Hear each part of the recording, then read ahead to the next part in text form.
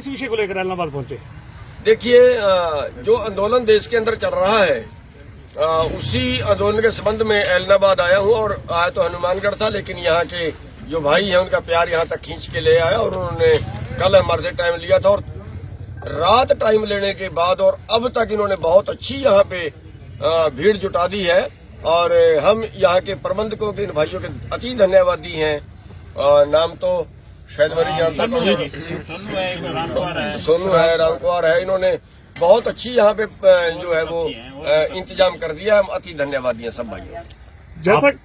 जैसा कि देश भर में किसानों का आंदोलन चल रहा है और 3 कृषि कानूनों को निरस्त करने की मांग को लेकर चल रहा है और नरेंद्र मोदी जो हमारे देश के प्रधानमंत्री हैं उन्होंने आज भी बोला है कि जो एमएसपी पहले था है और आगे भी रहेगा, उसके बावजूद भी जो ये किसान जो है ना गलत तरीके से धरना दिया, इसके बारे में आप क्या कहेंगे? देखिए,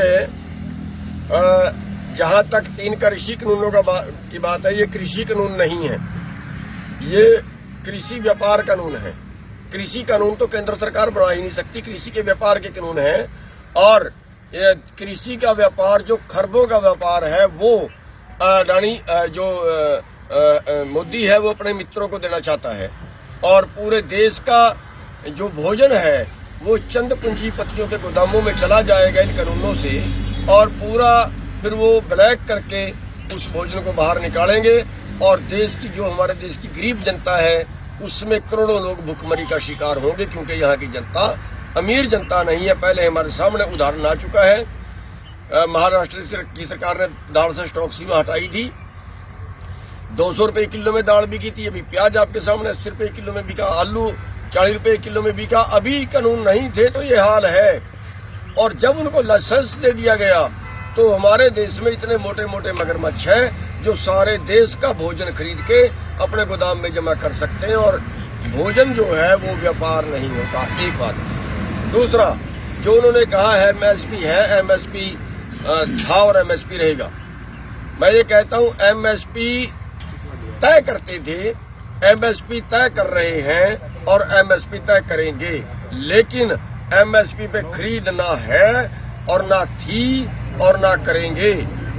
ये 23 फसलों में से केवल 2 फसलें गेहूं और धान, वो भी हरियाणा और पंजाब से खरीद रहे हैं। उतनी खरीद रहे हैं जितनी पीडीएस में देनी होती है, सारे देश का नहीं खरीद रहे हैं। और उसका जो आंकड़ा निकल के सामने आ रहा है वो ये है कि अगर हमारी 23 फसलें सरकार खरीदती है तो हमारा कुल रकम बढ़ती है करीब 17 लाख करोड़ रुपया। और आज जिस भाव पे हमारी बिकती है हमारी जेब में आता है करीब 13 लाख करोड़ रुपया। ये हमें 4 लाख करोड़ का आज के टाइम में 3 से 4 लाख करोड़ का पर साल नुकसान हो रहा है। और हम पहले से आंदोलन कर रहे थे कर्जा मुक्ति पूरा दाम नहीं मिला इसलिए कर्जा ही है, कर्जा छोड़ दो पूरे दाम दे दो। ये पहले से आंदोलन कर रहे हैं और उस पे सरकार आज भी बात करने के लिए तैयार नहीं है, केवल गुमराह कर रहे हैं। और उसके जवाब में हम मोदी जी को कहते हैं, मोदी जी झूठा था, झूठा है, झूठा रहेगा। उन्होंने राज्यसभा में आज एक और भी बात कही है कि जब भी देश में कोई आंदोलन हुआ है तो कुछ चिन्हित लोग ही उस आंदोलन को चलाते हैं और आज भी वो नजर आ रहे हैं। तो उनका इशारा किन की तरफ है, उसके बारे में आप क्या कहेंगे? देखिए, उन्होंने इस आंदोलन को खालिस्तानी बनाने की कोशिश की, अति घटिया कोशिश की। उन्होंने इसको कहा कि पाकिस्तान से चंदा आ रहा है, उन्होंने कहा चीन से चंदा आ रहा है, उन्होंने हरियाणा पंजाब में बांटने की कोशिश की, उन्होंने हिंदू सिख में बांटने की कोशिश की। लेकिन ये सारी उनकी घटिया चालें, देश को पाड़ने की चालें, देश को फूट डालने की चालें सारी नाकाम हुई हैं। क्यों? क्योंकि ये आंदोलन हम नहीं चला रहे, इस आंदोलन को वो परवरदिगार वो मालिक चला रहा है, उसकी विशेष रहमत है इस आंदोलन के ऊपर। और हमें यकीन है कि इनकी अगली चालें भी सारी फेल होगी। इनके ऐसे कहने से कि चंद लोगों का आंदोलन है। अब इन्होंने तो ये भी कहा था ये हरियाणा में तो आंदोलन है ही नहीं, फिर खट्टर को बताया ना कर्नाटक के अंदर के हरियाणा में है कि नहीं है। अगर हरियाणा में आंदोलन नहीं है फिर ये 30-35 मुकदमे हमारे ऊपर दर्ज कर दिए हैं, ये कहाँ से आए? अगर हरियाणा में आंदोलन नहीं है तो फिर करके देख लेना आप पंचायतें, अब रैलियां करके देख लेना हरियाणा में। हम बता देंगे इनको कि आंदोलन है कि नहीं है। अरे हजारों की भीड़ होती है, 20-20, 50-50 हजार की भीड़ एक एक जगह हो रही है, और ये कहते हैं ये किसानों का आंदोलन नहीं है, इसको कोई बहकारा है। अरे अगर किसी के बहकाने से 50-50 हजार लोग इकट्ठे हो सकते हैं, अगर किसी के बहकाने से 2 लाख ट्रैक्टर दिल्ली में जा सकते हैं, 10 लाख 15 लाख की भीड़ दिल्ली में जा सकती है, तो फिर सरकार किस काम की है? फिर तो बहकाने वाले इनसे तकड़े हो गए, फिर तो डूब के ही मर जाना चाहिए सरकार को। एक अंतिम सवाल जो चुनटुनी साहब जी मैं पूछूंगा कि आप सिरसा में 4 बार आए और किसानों का ऐसा कहना है कि जो किसानों का एक सिरसा में पक्का मोर्चा भी लगा हुआ है और वहाँ पक्का मोर्चा पर आप नहीं पहुंचे, इसके बारे में क्या कहेंगे? मेरे को नहीं पता पक्का मोर्चा है कौन सा और कच्चा मोर्चा कौन सा है। आप पक्का मोर्चा है तो उन्होंने पक्का काम कर दिया होगा, मेरे को पता नहीं। लेकिन मेरे को तो ये पता है कि हम तो किसानों के बीच में जाते हैं, जहाँ किसान इकट्ठे होते हैं वहाँ चले जाते हैं, जहाँ किसान बुलाते हैं वहाँ चले जाते हैं। सर पहले भी कई बार जाम हुआ, कल भी चक्का जाम किया गया था 3 घंटे।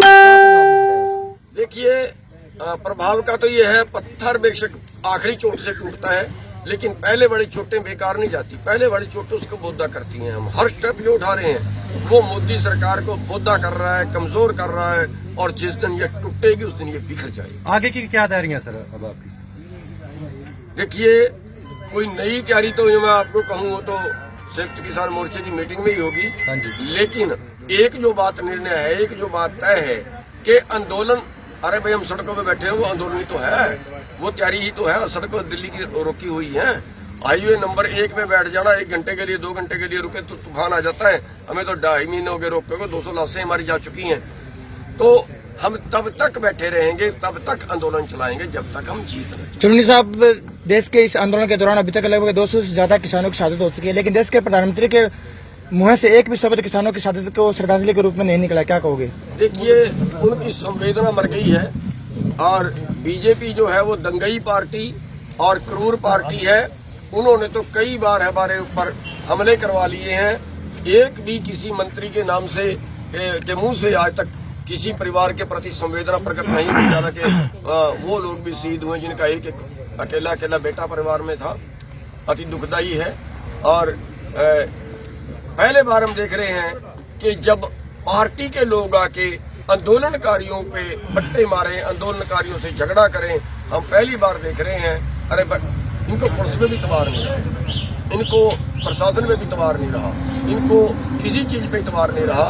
ये दंगई पार्टी है, और इनका मुकाबला हम सब कुछ बर्दाश्त करके आंदोलन के माध्यम से करेंगे। 2 अक्टूबर की डेडलाइन के बारे में आपको क्या कहना है? क्या आंदोलन इतना लंबा चलेगा? क्या 2 अक्टूबर की डेडलाइन जो आपने? नहीं, 2 अक्टूबर मेरे को नहीं पता किसने 2 अक्टूबर की डेडलाइन दे दी, और 2 अक्टूबर से बाद क्या हम तोप छोड़ेंगे? अगर किसी ने दे दी है तो मेरे को नहीं पता क्यों दी है और क्या उसका है, लेकिन 2 अक्टूबर की कोई डेडलाइन नहीं है। हम आंदोलन लगातार करेंगे, चाहे ये अक्टूबर 2024 ये आंदोलन 2024 तक भी चले, 2024 तक भी चलाएंगे। 2 अक्टूबर की क्या डेडलाइन? अगर 2 अक्टूबर तक ना माने तो हम घर को उठ के चले जाएंगे क्या? हम तब तक लड़ेंगे जब तक नहीं जीत नहीं जाती।